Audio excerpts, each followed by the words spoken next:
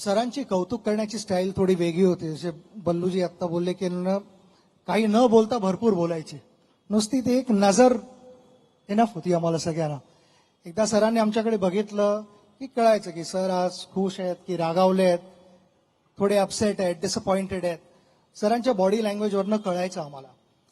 Sir मला कधीच वेलपेड बोलले नाहीत. मी ऑब्व्हियसली माझ्या स्पीचमध्ये पण बोललो, फायनल स्पीच रिटायरमेंट स्पीच होता त्यावेळेला मी बोललो की सर आज तुम्ही मला वेलपेड म्हणू शकता, कारण ह्याच्यानंतर मी परत कधी खेळायला जाणार नाहीये इंडियाला, नाही कधीच.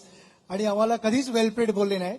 पण मला माहिती होतं की मॅच झाल्यानंतर सर बऱ्याच वेळेला पैसे द्यायचे आणि म्हणजे जा रे तिकडे एक वडापाव खाऊन ये. म्हणजे मला माहिती आहे की आज मी काहीतरी चांगलं केलंय. किंवा आझाद मैदानाला मॅच असेल तर चौपाटीला स्कूटर थांबवली, भेळ वगैरे दिली, काहीतरी दिलं तर मला ते इनफ होतं मला समजायला की ना आज सरांचा मूड चांगला आहे, मी खरंच काहीतरी चांगलं केलंय.